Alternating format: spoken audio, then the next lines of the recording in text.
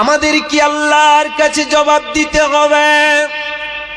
সালমান ফার্সি তিনি বলছেন, শুনে নাও পৃথিবীর মানুষেরা, তোমরা শোনো। তিনি যখন মৃত্যুর শয্যায় সজ্জিত হয়ে গেছে, তার পূর্বে একটা কোরআনের হাদিসের ভিতরে দিয়েছে, আমি গুগলে সার্চ করে দেখেছিলাম, সালমান আল ফার্সি যখন তিনি মরার সময় হয়ে গেছে, বুঝতে পারছে আমি আর পৃথিবীতে থাকবো না, তখন তার ভিতরে ভারাক্রান্ত অবস্থা দেখা গিয়েছে। লোকেরা জিজ্ঞাসা করছে, হে সালমান তুমি বলো, হে সালমান তুমি বলো কি হয়েছে, ব্যাপার কি, কেন তোমার ভারাক্রান্ত অবস্থা, কেন তুমি হতাশা হয়েছো, তুমি বলো। তখন বলছে, আমি দুনিয়ার জন্য হতাশা হই না, আমি পৃথিবীর জন্য হতাশা হইনি, আমি হতাশা এই কারণে হয়েছি, আমাকে আল্লাহর কাছে যেতে হবে, রবের কাছে যেতে হবে। আমি দুনিয়াতে কি আমল করেছি, পৃথিবীতে আমি কি আমল করে আমি চললাম, রবের কাছে গিয়ে আমি সেই আমলগুলো কি করে আমি জবাব দেব, আমি যতগুলো আমল করেছি এই আমলটা আল্লাহর কাছে গ্রহণযোগ্য হবে কিনা, এই জন্য আমি আল্লাহর ভয়ে কাঁদছি। হে মুসলমান, হে পৃথিবীর মায়েরা মনেরা, কান করে শুনেলেন, হে আমার বাপজিরা আপনারাও শুনেলেন কান করে। তিনি কেন কাঁদছেন, যে আমি আল্লাহর সামনে জবাব দিতে পারবো কিনা, আমার আমলগুলো গ্রহণযোগ্য হবে কিনা। আপনি বলেন তো, আমি বলেন তো, সবাইকে বলছি, একবার নিজের দিকে আপনি অঙ্ক করে দেন, আপনার দিলকে আপনি বলেন, আপনার ভিতরে আপনি বলেন, বিবেককে আপনি বলুন, হে বিবেক তুমি বলো, দুনিয়াতে আমি চলাফেরা করছি, পৃথিবীতে আমি চলাফেরা করছি, আমি ভালো কাজ করছি না খারাপ কাজ করছি, আমি সঠিক পথে আছি না খারাপ পথে আছি। আপনি এই বিষয়টা একবার আপনি চিন্তা ভাবনা করেন, তবে আপনি বুঝতে পারবেন আপনি কতটা আল্লাহকে ভয় করেন আর কতটা ভয় করেন না।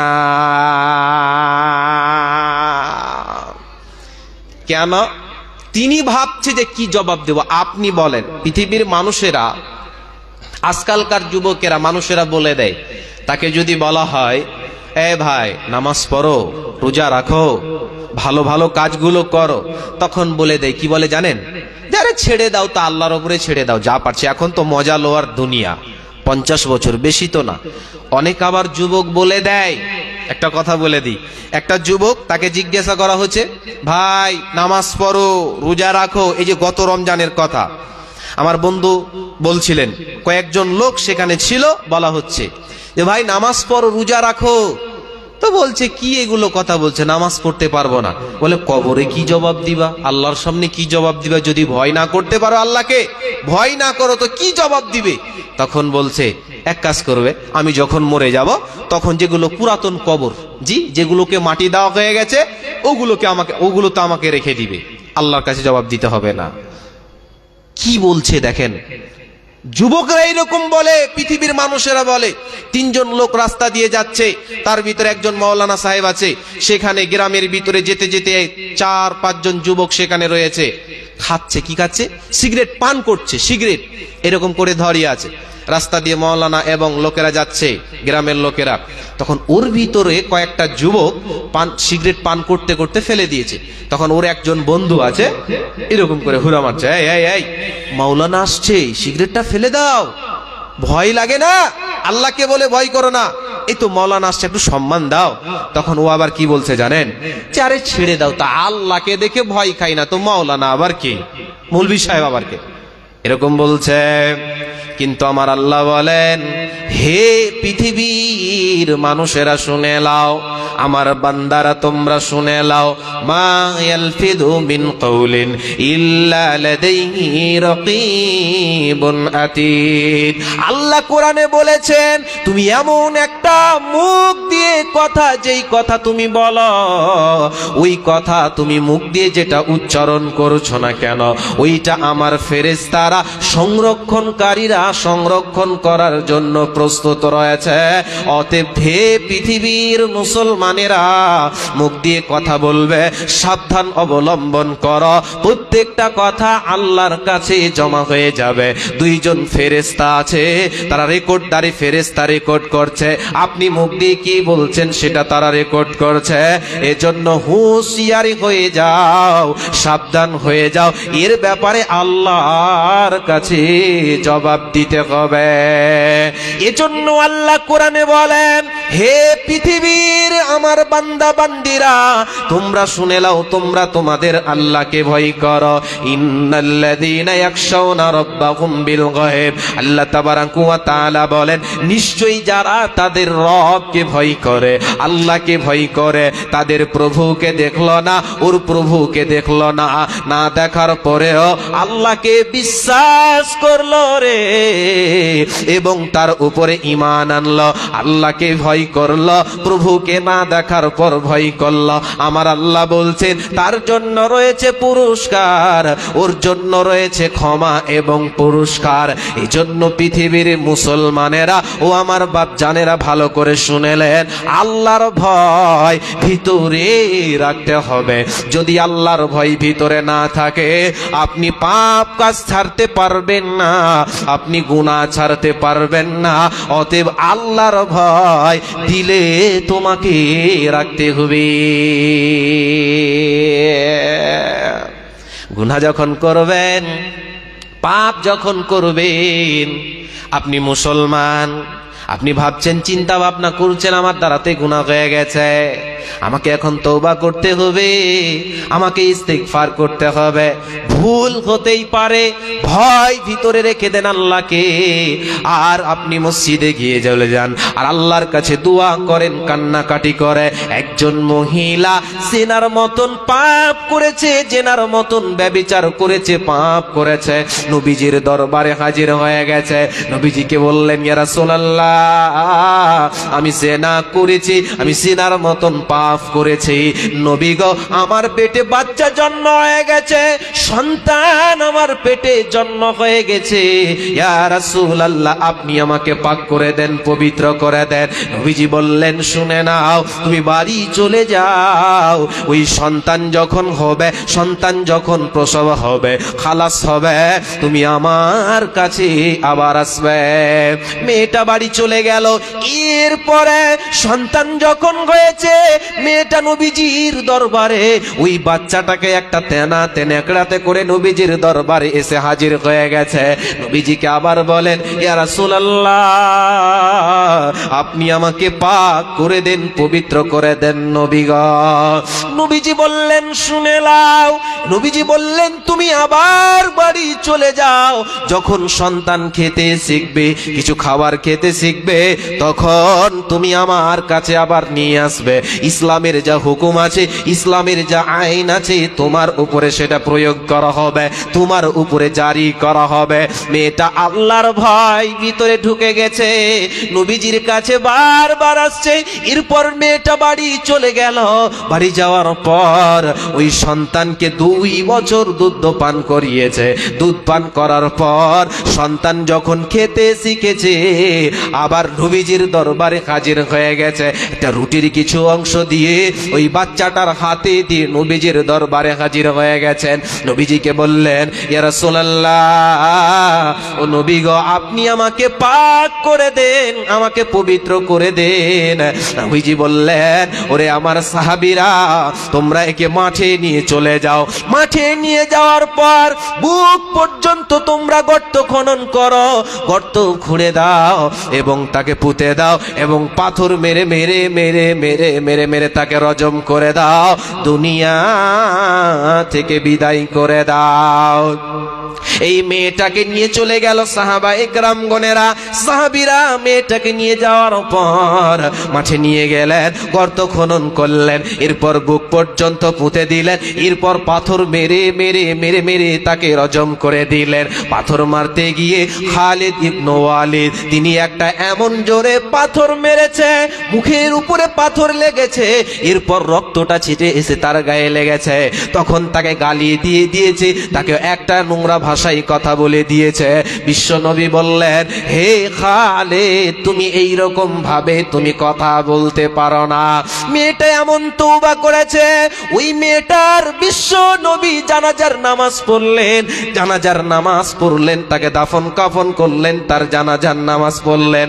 মেয়েটার নামাজ পড়ার পর হযরতে উমর বলেন, ইয়া রাসূলুল্লাহ, ও দয়ার নবী গো, ওই মেয়েটা তো জেনা করেছে, ব্যভিচার করেছে, পাপ করেছে, আপনি তার কেন জানাজার নামাজ পড়লেন? হযরতে উমরকে বলেন, ও উমর, তুমি শুনে নাও, ওই মেয়েটা এমন তওবা করেছে, ওই মেয়েটা এমন তওবা করেছে, এমন খালিস তওবা করেছে, ইস্তেগফার করেছে, ওর ভিতরে আল্লাহর ভয় ঢুকে গেছে। এই তওবাটা যদি মদিনার 70 জন ব্যক্তির কাছে বন্টন করে দেওয়া হয়, ভাগ করে দেওয়া হয়, তবে সমান হবে। তার মানে এত তওবা করেছে, এত তওবা করেছে, আল্লাহর ভিতরে ভয় রেখে দিয়েছে। এজন্য মুসলমান, গুনাহ হয়েছে, পাপ হয়েছে, আল্লাহর কাছে তওবা করলেন, ইস্তেগফার করলেন, তবে আল্লাহ আপনাকে ক্ষমা করবেন, কোনো চিন্তা রবে না, রবে না, রবে না।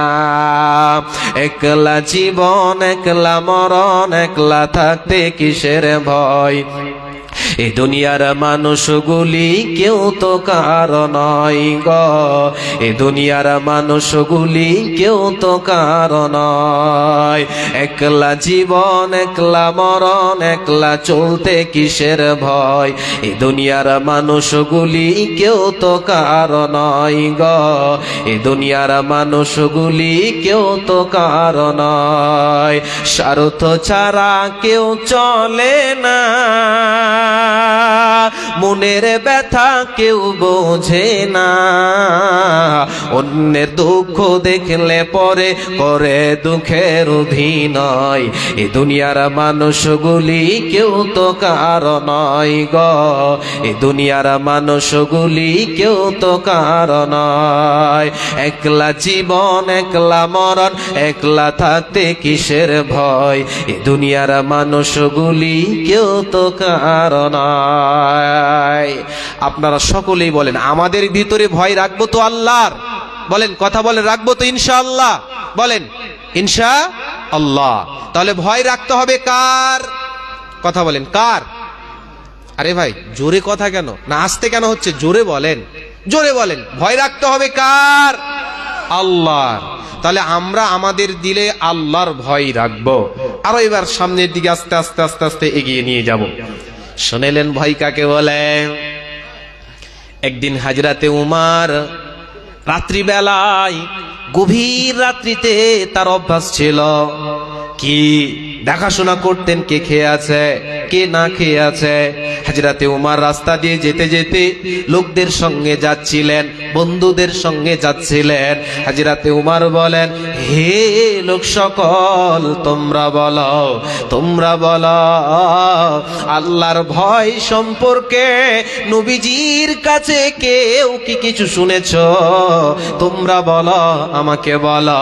হযরতে উমর কি জানতেন না? যে জানতেন। কেন তাদেরকে বললেন? ওই কথাটা আবার শুনবো, আমার দিলে সেটা লাগবে, আরো রিপিট হয়ে যাবে, দোহরে যাবে কথাটা, আমার ভিতরে ভয় ঢুকে যাবে। হযরতে উমর বলেন, হে লোক সকল, তোমরা বলো।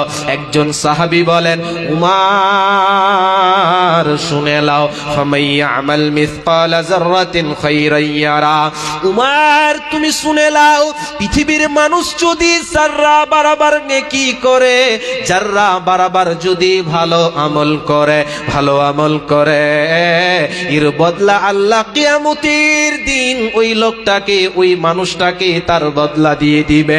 হযরতে উমর রাস্তা দিয়ে চলতে চলতে এরপর সেই সাহাবীটা বলছেন, উমর তুমি শুনে লাও, ওয়ামাইয়ামাল মিসকালা যাররাতিন শাররান ইয়ারা। হে উমর তুমি শুনে লাও, চলতে চলতে মানুষ যদি যাররা বরাবর গুনাহ করে, যারা বারবার যদি খারাপ আমল করে, বুরাই আমল করে, গুনাহ করে, পাপ করে, এর বদলা আল্লাহকে কিয়ামতের দিন দিতে হবে। এর বদলা আল্লাহ কিয়ামতের দিন তাদেরকে দিবে। মানুষ যদি বিন্দু পরিমাণ গুনাহ করে রে, বিন্দু পরিমাণ যদি পাপ করে, এর বদলা আল্লাহ কিয়ামতের দিন মানুষকে দেবে। ভাবতে পারছেন? বিন্দু পরিমাণ। হযরত উমর কাঁদছেন যে এত ছোট ছোট গুনাহ যদি হিসাব না হয় পৃথিবীর মানুষের অবস্থা কি হবে। আজকে আমরা ভয় করি না। বিন্দু পরিমাণ যেই গুনাহটা আপনি করেছেন, ওই গুনার ব্যাপারে আপনাকে তার প্রতিদান দেওয়া হবে, প্রতিফল দেওয়া হবে। এজন্য মুসলমান দুনিয়াতে চলাফেরা করছেন, দুনিয়াতে বিভিন্ন রকম পাপের সাথে জড়িত আছেন, সব পাপ আপনি ছেড়ে দেন। ভিতরে যদি আপনি আল্লাহর ভয়কে যদি সাথে নিয়ে নেন, তাহলে আপনার দ্বারাতে গুনাহ হবে না, খারাপ কাজ হবে না, পাপের কাজ হবে না। আপনি সব কাজ ছেড়ে দিতে হবে, সব কাজ আপনি ছেড়ে দিতে পারবেন। ভিতরে আল্লাহর ভয় রাখতে হবে। ভয় করলে লাভ কি আছে? যদি আপনি ভয় করতে পারেন লাভ কি আছে শুনেলেন। এবার আল্লাহ তাবারাক ওয়া তাআলা বলেন, যেই ব্যক্তিটা আল্লাহকে ভয় করবে রে, তার রবকে ভয় করবে, আল্লাহকে ভয় করবে। ওয়া আম্মা মান খাফা মাকামা রাব্বিহি ওয়া নাহান নাফসা আনিল হাওয়া ফা ইন্নাল জান্নাতা হিয়াল মাওয়া। আল্লাহ কোরআনে বলেন, হে পৃথিবীর মুসলমানেরা তোমরা শুনে নাও, হে আমার বান্দা বান্দিরা তোমরা শুনে নাও, যেই ব্যক্তিটা তার রবকে ভয় করবে, আল্লাহকে ভয় করবে, আল্লাহর সামনে উপস্থিত হতে হবে, আল্লাহর সামনে দণ্ডায়মান হতে হবে, উপস্থিত হতে হবে। এই ভয়টা যারা দিলে রাখবে রে, এবং কুপ্রবৃত্তি থেকে আনিল হাওয়া, এবং কুপ্রবৃত্তি থেকে নিজের জীবনকে বাঁচিয়ে বাঁচিয়ে বাঁচিয়ে বাঁচিয়ে জিন্দেগি করবে, আমার আল্লাহ বলেন ওদের জন্য আমি আল্লাহ জান্নাত রেখেছি। ওদের কোনো চিন্তা রবে না, রবে না, রবে না। হে মুসলমান, একদিন আল্লাহর কাছে যেতে হবে, রবের কাছে যেতে হবে। ওই ভয়টা যদি আপনি রাখতে পারেন, আল্লাহ বলছেন তার জন্য আমি আল্লাহ জান্নাতের ব্যবস্থা করে দিয়েছি, ওর কোনো চিন্তা রবে না। হযরত উমরের জামানায় তাফসীর ইবনে কাসির সেই ঘটনাটা দিয়েছে। হযরত উমরের জামানায় একজন যুবক ছিল, তার চরিত্র ভালো ছিল, তার ব্যবহার ভালো ছিল, তার আখলাক ভালো ছিল, ক্যারেক্টার ভালো ছিল। ওর কেউ ছিল না, বাবা ছিল, মা ছোটবেলায় অবস্থায় মারা গেছে সে ছোট থাকতে। হযরত উমরের জামানায় ওই যুবকটা রাসূলের, সেই যুবকটা সাহাবীদের সঙ্গে আপনার কিনা সেই উমরের সাহাবীদের সঙ্গে সেখানে গল্প করছে, সেখানে নামাজ পড়ার পর তাদের সাথে ভালো ভালো গল্প করেছে। ওই যুবকটা সেই নবীজির সাহাবীদের সঙ্গে গল্প করতে করতে করতে করতে হযরত উমর দেখলেন এই যুবকটা একজন ভালো কিছু হওয়ার যোগ্য আছে। হযরত উমর তার চরিত্র দেখে খুশি হয়ে গেলেন, তার ব্যবহার দেখে খুশি হয়ে গেলেন, সন্তুষ্ট হয়ে গেলেন। তখন তাকে নিজের ছেলের মতন গ্রহণ করে নিলেন। সে যেখানে যায় তাকেও নিয়ে যায় হযরত উমর। এরপর ওই যুবকটা বাড়ি যায়, বাড়ি থেকে আসে, নামাজ পড়ে, সেই সাহাবীদের সঙ্গে গল্প করে। এরপর একদিন ওই যুবকটা বাড়ি যেতে যেতে যেতে যেতে একজন মেয়ে কুপ্রস্তাবের জন্য তাকে ডাকছে, এই যুবক তুমি শুনে নাও, তুমি আমার সঙ্গে আসো, চলো চলো আমরা খারাপ কাজ করি গা, আমরা সেই দিকে চলে যাই, নির্জনে চলে যাই। তখন সেই যুবকটা তার দিকে তাকায় না, এইরকম করতে করতে আবার যাই, তাকে খারাপ কাজের জন্য, কুপ্রস্তাবের জন্য তাকে ডাকে। ওই যুবকটা একদিন শয়তানের ফাঁদে পড়ে, শয়তানের চক্রান্তে পড়ে মেয়েটার সঙ্গে চলে গেল। যেতে যেতে যেতে যেতে মেয়েটার যখন বাড়ির ভিতরে প্রবেশ করবে, পা দিতে যাবে, ওই যুবকটার ভিতরে আল্লাহর ভয় ঢুকে গেল, ভিতরে আল্লাহর ভয় প্রবেশ করে গেল। হে যুবক, তুমি এখন যদি পাপ করো, তুমি এখন যদি জিনা করো, তার সঙ্গে খারাপ ব্যবহার করো, একদিন আল্লাহর সঙ্গে তোমাকে দেখা করতে হবে, মানে আল্লাহর সামনে তোমাকে উপস্থিত করতে হতে হবে। সেদিন তুমি কি জবাব দেবে? আল্লাহর সামনে কি করে তুমি জবাব দিবে তুমি বলো? তখন তার দিলকে বলতে লাগলেন, কোরআনের একটা আয়াতের কথা স্মরণ করতে লাগলেন, আর তিনি বলতে লাগলেন, আল্লাহর কথা বলতে লাগলেন, যেই মুমিন হবে, যেই ব্যক্তি আল্লাহকে ভয় করবে রে, তার রবকে ভয় করবে, ওই ব্যক্তির কাছে যখন শয়তানের চক্রান্ত করবে, খারাপ কাজ তার ধারণা আসবে, দিলের ভিতরে খারাপ কাজের ধারণা আসবে, তখন ওই ব্যক্তিটা সেই কথাটাকে এড়িয়ে চলবে, শয়তানের কথাটাকে সে মানবে না, আল্লাহর ভয় ভিতরে নিয়ে নিবে, ওই ব্যক্তি আল্লাহর ভয় করবে। যারা মুমিন হবে ও কোনোদিন গুনাহ করতে পারে না, পারে না, পারে না। ওই যুবকটা সঙ্গে সঙ্গে বেহুশ হয়ে গেলেন, সঙ্গে সঙ্গে বেহুশ হয়ে যাওয়ার পর ওই মেয়েটা ওই যুবকটাকে কোলে করে ঘাড়ে করে তার বাড়িতে পৌঁছে দিলেন। বাড়িতে পৌঁছে দেওয়ার পর তার বাবা ছিল, বাবা বলছে, বেটারে কি অবস্থা তুমি বলো? বেটা বেহুশ হয়ে গেছে। এরপর হুঁশ ফিরে পেয়েছে কিছুক্ষণ পর, তখন তার বেটাকে বলছে, বেটা তুমি বলো কি হয়েছে, কেন তোমার এই অবস্থা, তুমি একবার আমাকে বলো। তখন হুঁশ ফিরে পাওয়ার পর বলেন, আব্বু জান, একজন মেয়ে আমাকে কুপ্রস্তাব দিয়েছিল, আমি গিয়েছিলাম, আমার ভিতরে আল্লাহর ভয় ঢুকে গেছে, আমি সঙ্গে সঙ্গে বেহুশ হয়ে গেছি, আল্লাহর সামনে দাঁড়াতে হবে। কোরআনের আয়াত তেলাওয়াত করতে করতে করতে করতে যুবকটার সঙ্গে সঙ্গে মারা গেল। যুবকটা মারা গেল। এরপর হযরতে উমারকে খবর দেওয়া হলো যুবকটা মারা গেছে। হযরতে উমার তার জানাজার নামাজ পড়ালেন। এরপরে তাকে কাফন দাফন করার পর যখন তাকে কবরে রাখলেন, এরপর হযরতে উমার আল্লাহর কাছে দোয়া করেছে, ওগো আল্লাহ, যেই ব্যক্তিটা আল্লাহর সামনে উপস্থিত হকে ভয় করবে রে, তার রবকে ভয় করবে, আমার আল্লাহ তার জন্য 2খানা জান্নাত রেখেছে। বলুন সুবহানাল্লাহ। কয়খানা জান্নাত? 2খানা। যেই ব্যক্তিটা আল্লাহকে ভয় করবে, উপস্থিত হকে ভয় করবে, আমার আল্লাহ বলেন আমি তার জন্য 2খানা জান্নাত রেখেছি, ওর কোনো চিন্তা রবে না, রবে না, রবে না। এর নাম হলো আল্লাহর ভয়, এর নাম হলো আল্লাহর ভয়। ভয় কাকে বলে? একটা উদাহরণ দিই। ভয়, আমাদের ভয় গুনাহ পাপ, এ থেকে আমরা আসতে পারছি না ফিরে। আপনাদের এখানে মাঠ আছে আশেপাশে? মাঠ আছে, মাঠ আছে।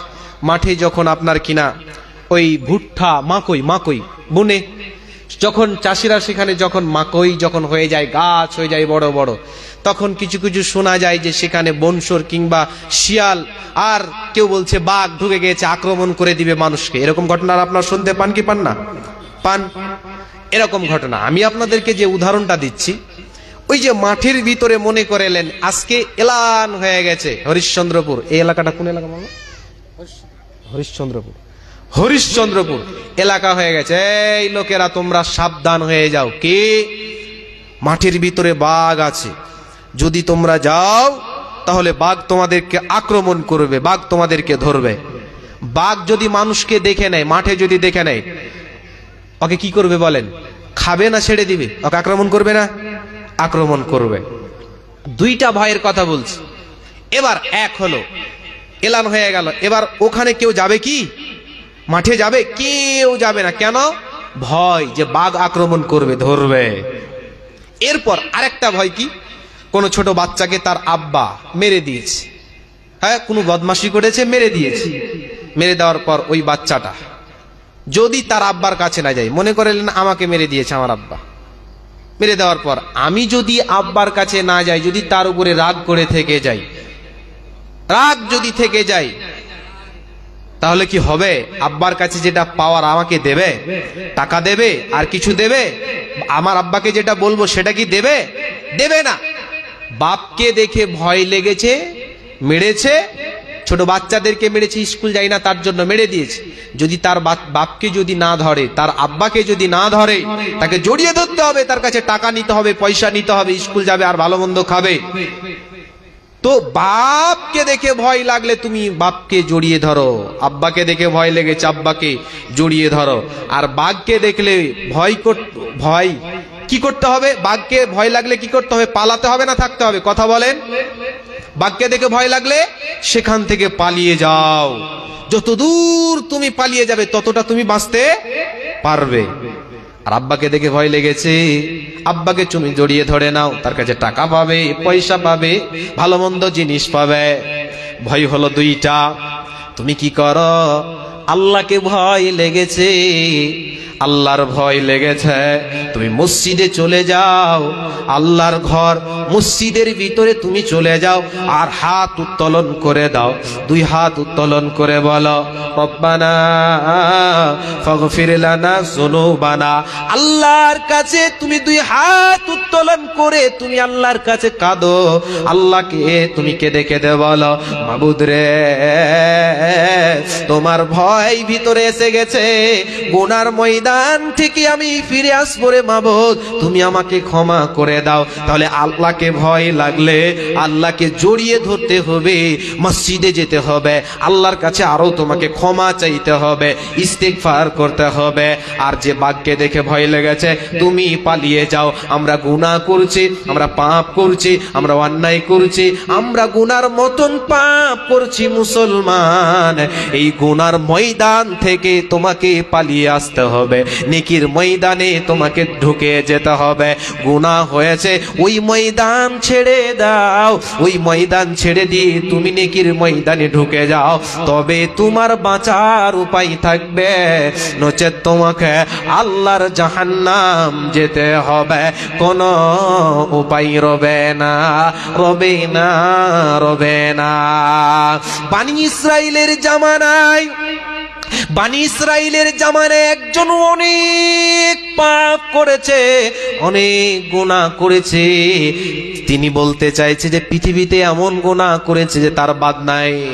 জেনা করেছে, পাপ করেছে, ব্যভিচার করেছে, হারামি কাজ করেছে, চুরি করেছে, ডাকাতি করেছে। ওই লোকটা বয়স বুড়া হয়ে গেছে, মরণের সময় যখন হয়ে গেছে, তার ভিতরে ভয় ঢুকে গেছে, আল্লাহর ভয় ঢুকে গেছে। তখন ওই লোকটা বলছে, তার ছেলেদেরকে ডেকে বলছে, ওরে বেটা রে, ও আমার আব্বু রে, ও আমার বেটা, তোমরা শুনে নাও, আমি যখন মারা যাব তখন তোমার আমার লাশটাকে পুড়িয়ে দিবে, কবরে দাফন করবে না, লাশটাকে আমার পুড়িয়ে দেবে, ছাইগুলোকে তোমরা ভাগ করে দিবে দুই ভাগ। তার ছেলেদেরকে ওসিয়ত করছে, তার বেটাদেরকে বলছে, আব্বারে, ও আমার বেটা, তোমরা শুনে লাও, তোমার বাবা এমন গুনাহ করেছে, তোমার বাবা এমন পাপ করেছে, অন্যায় করেছে, পৃথিবীতে আল্লাহর সামনে দাঁড়াতে পারবে না, এর জন্য আল্লাহর জাহান্নাম যেতে হবে, এজন্য তুমি লাশটাকে পুড়িয়ে দেবে। আচ্ছা আপনারা বলুন, লাশটাকে যদি পুড়িয়ে দেয়, লাশটাকে যদি পুড়িয়ে দেয়, তার ভিতরে যেটা আত্মা আছে আগে তো কার কাছে চলে যায়? আল্লাহর কাছে চলে যায়। ওই ছেলেদেরকে উপদেশ করছে যেন আল্লাহ আমাকে না ধরতে পারে, আল্লাহ যেন না ধরতে পারে। তখন ওই ছেলেরা, ওই লোকটা মারা গেছে, মারা যাওয়ার পর ওর বেটারা তাই করলো, তার লাশটাকে পুড়িয়ে দিল। পুড়িয়ে দেওয়ার পর ছাইগুলোকে দুই ভাগ ভাগ করলো, এক ভাগ ছাই সমুদ্রে মিশিয়ে দিল, আর এক ভাগ ছাই হাওয়াতে উড়িয়ে দিল। এরপরে ওই যুবকটা, ওই লোকটা যখন মারা গেল, তার সন্তানেরা এইরকম করলো, যাই উপদেশ করেছে বাবারা তাই করলো। আল্লাহ সেই তার লাশকে হাজির করলেন, মানে তার আত্মাটাকে হাজির করলেন এবং সমুদ্রকে বললেন, হে সমুদ্র তুমি শুনে নাও, ছাইগুলোকে, আমার বান্দার ছাইগুলোকে তুমি যত দূর নিয়ে গেছো না কেন আমার সামনে হাজির করে দাও, আমার সামনে উপস্থিত করে দাও। ছাই হাজির হয়ে গেল। হাওয়াকে বললেন, ওরে হাওয়া, আমার বান্দার ছাইগুলো যত দূর নিয়ে গেছো না কেন আমার সামনে উপস্থিত করে দাও। মানুষ বানানে আল্লাহ। এরপর তাকে জিজ্ঞাসা করছে, ওরে আমার বান্দা, কাকে তুমি ভয় করেছিলা তুমি বলো? কেন তোমার ছেলেদেরকে এইরকম ওসিয়ত করেছিলা? কেন তোমার ছেলেদেরকে পুড়াতে বলেছিলা তোমরা বলো? কেন কেন কেন কেন বলেছিলা তোমরা বলো, তুমি বলো। তখন ওই লোকটা বলছে, আল্লাহ, পৃথিবীর কাউরির ভয় ছিল না, পৃথিবীর কাউকে আমি ভয় করিনি, একমাত্র তোমাকে ভয় করেছি, আল্লাহকে আমি ভয় করেছি। আল্লাহ, তোমাকে ভয় করেছি যে তোমার সামনে উপস্থিত হতে হবে, তোমার সামনে দণ্ডায়মান হতে হবে। আমি জীবনে এত পাপ করেছি, এত গুনাহ করেছি, এত বড় বড় অন্যায় করেছি, আল্লাহ আপনি ক্ষমা করবেন কি করবেন না? এই জন্য আমি আমার সন্তানদেরকে, ছেলেদেরকে পোড়াতে বলেছি। আল্লাহ বললেন, হে লোক সকল শোনো, হে আমার বান্দা তুমি শুনে নাও, তোমার ছেলে মেয়েদেরকে ওসিয়ত করেছিলা, ছেলেদেরকে, তোমার ভিতরে তো আল্লাহর ভয় ছিল, আল্লাহকে ভয় করে তো তুমি আল্লাহকে ভয় করেছিলা, এই জন্য তুমি তোমার ছেলেদেরকে ওসিয়ত করেছো। তুমি শুনে নাও, তোমাকে জাহান্নাম যেতে হবে না, তুমি জান্নাতে চলে যাও। আমি আল্লাহ তোমাকে ভয় করার কারণে তোমাকে জান্নাত দিলাম, কোনো চিন্তা রবে না, রবে না, রবে না। দেখলেন, এগুলো হলো ভয় করেছে যারা, যারা ভয় করবে। আল্লাহ বলছেন, ভয় করবি জান্নাত পাবি, ভয় করলে কোনো সব গুনাহ থেকে বেঁচে থাকবি। বেঁচে থাকতে হবে কি হবে না? আমাদেরকে গুনাহ থেকে বেঁচে থাকতে হবে। মুসলমান, আজকে আমরা যে পাপগুলো করছি, যে গুনাহগুলো আমরা করছি, এর ব্যাপারে আমরা চিন্তিত হই না, এর ব্যাপারে আমরা কোনো চিন্তিত হই না যে একদিন যে আমাদেরকে দাঁড়াতে হবে, তার সামনে কি জবাব দেব আমরা। আমরা যদি ভাবতাম, একটা কথা বলে দিই, হাজরাতে উমার তিনি কেমন মানুষ ছিলেন, তিনি কত দামি লোক ছিলেন উমার। ওই উমার কেমন ছিলেন, নবীজি তার ব্যাপারে বলেছেন, লাউ কানা বা'দা নাবিয়ান কানা লাহু উমার। নবীজি বলেছেন, লাউ কানা বা'দি নাবিয়ান কানা লাহু উমার। নবীজি বলেছেন, আমার পরে যদি কেউ নবী হতো, উমার হতো। এত তিনি রাগাল ছিলেন। শয়তান যখন তাকে রাস্তাতে দেখতেন হযরতে উমরকে, শয়তান পালিয়ে যেত। এরকম একজন দামি, এরকম একজন ব্যক্তি হযরতে উমর খলিফা, বিশ্ব নবীর কাছে যখন মুনাফিকের ব্যাপারে বলে দেওয়া হলো, আল্লাহর তরফ থেকে মুনাফিকের ব্যাপারে বলে দেওয়া হলো কে কে মুনাফিক, বিশ্ব নবী ওই লিস্টটা হুজাইফাকে দিয়েছে, হুজাইফা তুমি নিজ লিস্টটাকে নিয়ে থাকো। এরপর হযরতে উমার কান্নাকাটি করেছে, বলে দাও হলো কে কে মুনাফিক। হযরতে উমারের ভিতরে আল্লাহর ভয় ঢুকে গেল, রবের ভয় ঢুকে গেল, না জানি আমার লিস্টের ভিতরে যদি নাম থাকে। হযরতে উমার রাত্রি বেলায় থাকতে না পেরে হুজাইফার বাড়িতে গেছেন। বাড়িতে যাওয়ার পর বলছেন, হুজাইফা তুমি বলো, বিশ্ব নবী যে তোমাকে লিস্টটা দিয়েছে আমি দেখতে আসিনি, তবে তোমার কাছে এতটুকু আমি জানতে এসেছি, ওই লিস্টের ভিতরে আমি উমারের নাম আছে কিনা। ওই লিস্টের ভিতরে যদি আমি উমারের নাম থাকে, আমি আল্লাহর কাছে কেঁদে কেঁদে কেঁদে কেঁদে, আমার রবের কাছে কেঁদে কেঁদে টুকরে টুকরে কান্না করে করে আমি আল্লাহর কাছে দোয়া করব, ওই লিস্টটা থেকে আমি নাম কাটিয়ে দেব। কেন তারা চিন্তা ভাবনা করতেন? তারা নিজের জীবনকে নিয়ে চিন্তা ভাবনা করতেন। হযরতে হারিসকে নবীজি ডাকলেন, হারিস নবীজির কাছে আসলেন। আসার পর নবীজি জিজ্ঞাসা করলেন, হারিস রে তুমি বলো, ইমানের খবর বলো, ইমান কেমন তুমি বলো, সকাল কেমন ভাবে কাটছে, বিকাল কেমন ভাবে কাটছে তুমি বলো। হযরতে হারিস বলেন, ইয়া রাসূলুল্লাহ, ও দয়ার নবী গো, আমি 100 ইমানের উপরে অটল আছি, আমি ইমানের উপরে অটল আছি। হযরতে হারিস বলেন ইমানের উপরে অটল আছি। নবীজি বললেন, হারিস রে, কেন তুমি দাবি করলে? কি কি তুমি করো, তুমি বলে দাও। নবীজিকে বললেন, ইয়া রাসূলুল্লাহ, আপনার কাছে যখন জাহান্নামের কথা শুনি, আপনার কাছে যখন কবরের কথা শুনি, আল্লাহর ভয় ঢুকে যায়। আমার সকালটা কাটে সেই ভয়ের ভিতরে, আল্লাহকে ভয় করি। বিকাল কাটে আল্লাহর ভয় আমার ভিতরে ঢুকে যায়, আমার রবকে ভয় করি। আর আমার জিন্দেগিকে আগিয়ে নিয়ে চলে যায়। এরপর আপনার কাছে আমি শুনেছি জান্নাতের কথা শুনেছি, সে জান্নাতের ভিতরে কত নিয়ামতের জিনিস আছে, ওইগুলো আমি শুনেছি। আমার ভিতরকে সান্ত্বনা দিয়ে, ওরে হতভাগা, তুই যদি তোর রবকে, তুই যদি তোর আল্লাহকে ভয় করতে পারিস রে, তুই যদি তোর রবকে ভয় করতে পারিস, আল্লাহ তোর জন্য জান্নাত রেখেছে, কোনো চিন্তা রবে না। এজন্য নবী গো, আমার সকাল যাচ্ছে আল্লাহর ভয়ে, বিকাল যাচ্ছে আল্লাহর ভয়ে। নবীজি বললেন, হারিস রে, তুমি 100 ইমানের উপরে অটল আছো। অতএব এরা নিজের জীবনকে নিয়ে চিন্তা ভাবনা করতেন, নিজের জীবনকে নিয়ে গবেষণা করতেন, ওরা আগাতেন, নিজের জীবনকে কিভাবে আগিয়ে নিয়ে যেতেন, ভিতরে আল্লাহর ভয় রাখতেন।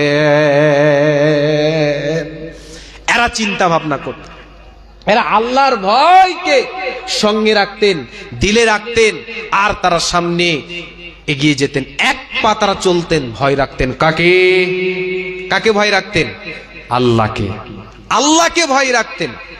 মুসলমান, আপনি ভয় করবেন না? আল্লাহকে ভয় করবেন না? এখনো আপনার বিবেক খুলবে না? এখনো কি আপনার চেতনতা খুলবে না? ঘড়ি আছে না, ঘড়ি মানুষের বয়সকে একদম তত্তর করে চলে যাচ্ছে। আমাদের বয়স তত্তর করে চলে যাচ্ছে। আমাদের আল্লাহ তাবারাক ওয়া তাআলা একটা বয়স আমাদের জন্য নির্ধারণ করে রেখে দিয়েছে। আপনি কল্পনা করতে পারছেন? আড়ি যে কাটে, আপনার কিনা কাটে, গাছ কাটে, যেগুলো আড়ি দিয়ে কাটে, ক্ষয় করে দিচ্ছে, একদম টুকরে টুকরে শেষ করে দিচ্ছে, গোটা গাছকে কেটে দেয়। ওই রকম আড়ির মতো একজন দার্শনিক বলছে, তোমার মধ্যেই সেই জিনিসটা রয়েছে। তুমি কি ভাবছো? তুমি কি চিন্তা ভাবনা করছো? সেই জিনিসটা কি? এই যে নাক আছে না, আমরা নিঃশ্বাস নিচ্ছি কি নিচ্ছি না? প্রতিটি নিঃশ্বাস শ্বাস আমরা নিচ্ছি, আবার বের করে দিচ্ছি, বের করে দিলাম, আমাদের জিন্দেগি চলে যাচ্ছে। ঘড়ি আছে না, मैं टिक टिक टिक टिक करता हूँ, हरदम चलता हूँ, कभी नहीं रुकता हूँ, मैं टिक टिक चलता हूँ। ঘড়ি বলছে, শুনে লাও, আমি এমন আস্তে আস্তে চলি, আমার দিকে কেউ লক্ষ্য করে না। বাসটা চলে জোরে, ট্রেন চলে জোরে, এরোপ্লেন চলে জোরে, মারুতি চলে জোরে, কিন্তু আমি ঘড়ি আস্তে আস্তে চলি। আমার দিকে কি তুমি লক্ষ্য করে দেখছো না? তোমার যে 50 বছর হায়াত আছে, ওই হায়াতটাকে আস্তে আস্তে আস্তে করে আমি কুড়ে নিয়ে নিচ্ছে, আর তোমার জিন্দেগির বয়সটাকে চলে যাচ্ছে। তুমি চিন্তা ভাবনা করো, একবার তুমি চিন্তা ভাবনা করো। হে মুসলমান, তুমি চিন্তা ভাবনা করো, আমাদের যে বয়সটা আছে, আমরা সকাল যখন হয়, যখন সূর্য উঠে যায়, সূর্য যখন উঠে যায়, দার্শনিকগণ বলছে শুনে নাও, ইসলামিক চিন্তাবিদগণ বলছেন শুনে নাও, যখন একটা সূর্য উঠে যায় তখন তুমি একটা দিন পেয়ে নিলা, নতুন দিন। আর যখন সূর্য ডুবে যায়, সে দিনটা তোমার চলে গেল। হে মুসলমান, হে মায়েরা বোনেরা, কান করে শুনেলেন, হে যুবকেরা ভাইয়েরা কান করে শুনেলেন, আমরা যে সূর্যটা উঠে যায়, আমরা একটা নতুন দিন পেয়ে যাই। আমরা এতদিন গুনাহ করেছি, আমরা এতদিন পাপ করেছি, আপনার বিবেক কি আপনি চিন্তা করতে পারেন না? আপনি কি আপনার ভিতরে কল্পনা করতে করতে পারেন না যে আমরা একটা নতুন দিন পেয়ে গেছি, আল্লাহর কাছে আমাদেরকে তওবা করতে হবে, আল্লাহর কাছে ইস্তেগফার করতে হবে। হযরত উমর কেমন মানুষ ছিলেন শুনেলেন। এখানে একটা কথা বলে দিচ্ছি, ঈদের দিনে হযরতে উমর অঝর নয়নে কান্না করেছেন, ডুকরে ডুকরে কান্না করেছে, তার মাবুদকে বলছে আল্লাহ তুমি আমাকে ক্ষমা করে দাও। ঈদ মানে খুশি, ঈদ মানে আনন্দ, ওই আনন্দের মুহূর্তে কান্নার রোল বইছে। নামাজ পড়া হয়ে গেছে, সাহাবীরা একদিকে আনন্দ করছে, কেউ আপনার কিনা হাতে হাত মিলাচ্ছে, সালাম মুসাফা করছে। হযরতে উমরকে দেখতে পাওয়া যায় না। সাহাবীরা বললেন কই উমর কই, উমরকে কেন দেখতে পাওয়া যায় না? সাহাবীরা বললেন কই উমর? হযরত উমর এক জায়গায় গিয়ে দুই হাত তুলে রবের কাছে কান্নাকাটি করছে, আল্লাহ আল্লাহ গো তুমি আমাকে ক্ষমা করে দাও, আমি 30টা রোজা রেখেছি, এই রোজাগুলো আল্লাহ তুমি কবুল করেছো কিনা, আল্লাহ তুমি আমার রোজাকে কবুল করে দাও, আমার জিন্দেগির গুনাহগুলোকে তুমি ক্ষমা করে দাও। রব্বানা ফাগফির লানা যুনুবানা, আয় আল্লাহ তুমি আমাকে ক্ষমা করে দাও, তুমি আমাকে মাফ করে দাও জিন্দেগিতে আল্লাহ ভুল হয়ে থাকলে। আল্লাহর কাছে দোয়া করছে। সে আপনার কিনা সঙ্গে সাথীরা সাহাবায়ে কেরামগণ যাওয়ার পর বললেন, হযরত উমরকে বললেন হে উমর ঈদের দিনে কেন কান্না করছো তুমি বলো? ঈদ মানে খুশি, ঈদ মানে আনন্দ, ঈদ মানে খুশি, ঈদ মানে আনন্দ, ঈদের দিনে কেন কান্না করছো? সেই উমর বলেন হে লোক সকল, হে আমার বন্ধু বর্গ তোমরা শুনে লাও, আমি কেন কান্না করছি, কেন আমার ভিতরে ভয় ঢুকে গেছে শুনে লাও। আমি 30টা রোজা রেখেছি, হয়তো আমার আল্লাহ রোজাগুলো কবুল করেছে কিনা ওই ভয়টা আমি আল্লাহর কাছে ডুকরে ডুকরে কান্না করে করে আমার রবকে, আমার মাবুদকে বলছি আল্লাহ তুমি আমাকে ক্ষমা করে দাও। ঈদের দিনে হযরত উমর কান্না করছেন কেন? নিজের জীবনের যে জিন্দেগিতে আমলগুলো করেছে, রোজাগুলো রেখেছে, আল্লাহর কাছে কবুল হবে কিনা। আমি যে কথা বলতে চাইছি, সকাল হয়ে গেল, সূর্য উঠে গেল, একটা তুমি দিন পেয়ে নিয়েছ। হে মুসলমান তুমি শুনে লাও, ওই দিনটাকে নিয়ে তুমি চিন্তা ভাবনা করো, আমি এই দিনে কি আমল করছি, কি গুনাহ করছি, কি পাপ করছি। একবার তুমি নিজের বিবেককে বলো, তবে তোমার ভিতরে আল্লাহর ভয়, জাহান্নামের ভয় তোমার ভিতরে ঢুকে যাবে। গুনার ময়দান থেকে তুমি ফিরে আসবে, নেকির ময়দানে আসবে, কোনো চিন্তা হবে না। সূর্য যখন ডুবে গেল, একটা দিন তোমার চলে গেল, ওই দিনটাকে নিয়ে তুমি কল্পনা করো, ওই দিনটাকে নিয়ে তুমি গবেষণা করো, আয় আল্লাহ আমার দিন পেয়েছি, আমি পেয়েছিলাম, আর একটা দিন আমার চলে গেল, সামনে হয়তো দিন পেতেও পারি, নাও পেতে পারি, আপনি আমি কেউ জানেন না দিন পাবেন কিনা। এজন্য আল্লাহর কাছে, রবের কাছে আপনাকে দোয়া করতে হবে, আল্লাহর কাছে দোয়া করে করে করে আপনাকে ক্ষমা চাইতে হবে, তবে আল্লাহ ক্ষমা করবে, কোনো চিন্তা হবে না, রবে না, রবে না। আমরা আমাদের জীবনকে নিয়ে চিন্তা ভাবনা করছি কি, গবেষণা করছি, কখনো করে দেখেছি? আপনি বলেন, আজকে আপনি চিন্তা ভাবনা করবেন, আজকে আপনি গবেষণা করবেন, আল্লাহর কাছে আপনি হাত উত্তোলন করে দিবেন, মাবুদ জীবনে অনেক গুনাহ হয়েছে, মাবুদ জীবনে অনেক পাপ হয়েছে, আল্লাহ তুমি আমাকে ক্ষমা করে দাও, আল্লাহ তুমি আমাকে মাফ করে দাও। আল্লাহ আমাদের ক্ষমা করবেন কি করবেন না? ভুল বুঝতে পেরে ক্ষমা করে দিবে। শুনেলেন একটা কথা বলি, কোরআন, কোরআন মানুষের হিদায়াতের জন্য যথেষ্ট, অন্য আর কোনো কিতাবের দরকার আছে? কোরআন হাদিস আমাদের মানলেই যথেষ্ট। আল্লাহর নবী বলেছেন, হে পৃথিবীর লোকেরা তোমরা শুনে লাও, তোমরা তোমাদের আল্লাহকে ভয় করো, রবকে ভয় করো, রবকে ভয় করলে আরো লাভ আছে। তারপরে আমি সামনের দিকে আর একটা কোরআনের ব্যাপারে আমি বলে সামনের দিকে বক্তব্যটি করে দিব। যে কথা বলছি শুনেলেন, ভয় করলে আরো লাভ কি আছে শুনেলেন। আল্লাহ তাবারাক ওয়া তাআলা কোরআনের ভিতরে জান্নাতের কথা বলেছেন।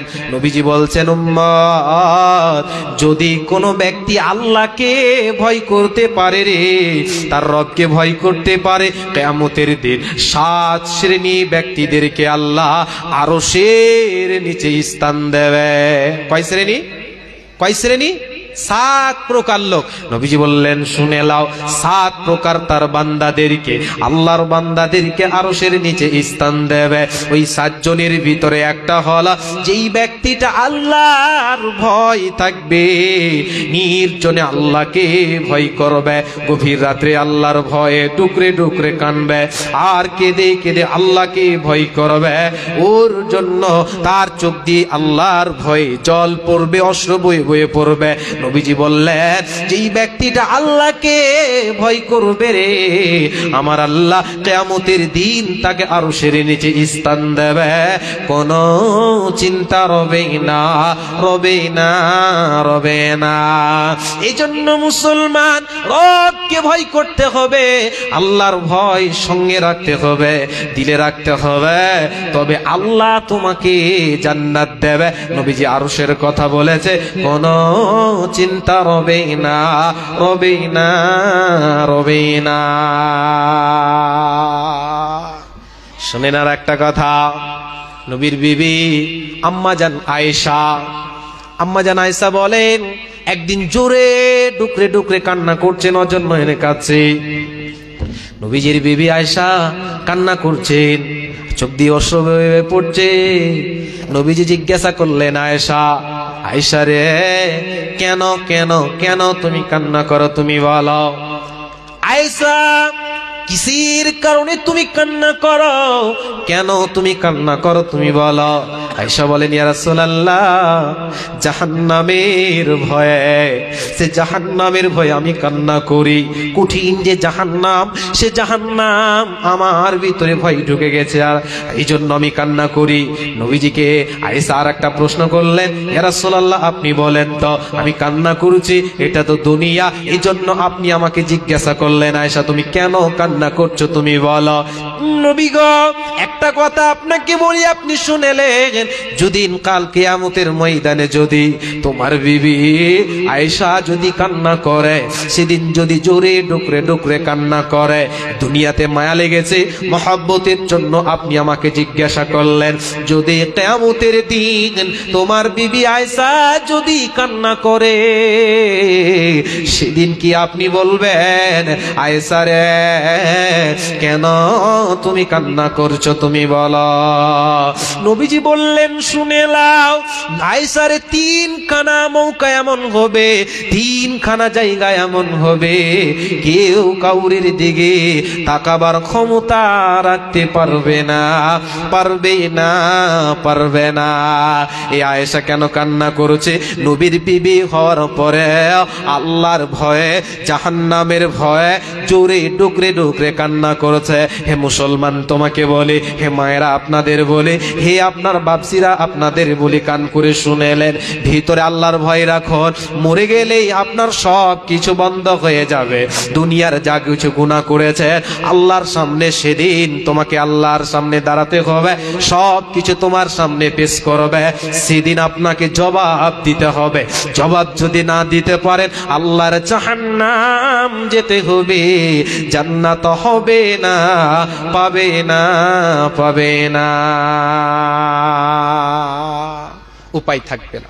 লম্বা বিষয়, বক্তা চলে এসেছে, বেয়াদবি হবে বেশি কিছু বললে, যেহেতু বক্তাকে রেখে বলা যায় ঠিক হবে না। এজন্য আপনাদের সামনে এতক্ষণ পর্যন্ত আমি আল্লাহর ভয় একই বিষয় নিয়ে, সময় কম, অনেক কিছু বলার ছিল, তো যাই হোক, যতটুকু আপনাদের বুঝালাম যে আল্লাহর ভয় আমাদের দিলে কি করতে হবে, রাখতে হবে। আমরা সকলেই আল্লাহর ভয়কে সাথে রেখে আমরা জীবন গড়ব, দুনিয়া গড়ব, তবে আমাদের দ্বারাতে গুনাহ হতে পারে না, তবে আমাদের দ্বারাতে পাপ হতে পারে না। অতএব আমরা আল্লাহর ভয় রাখবো। আল্লাহ যেন আমাদের সকলকে যেন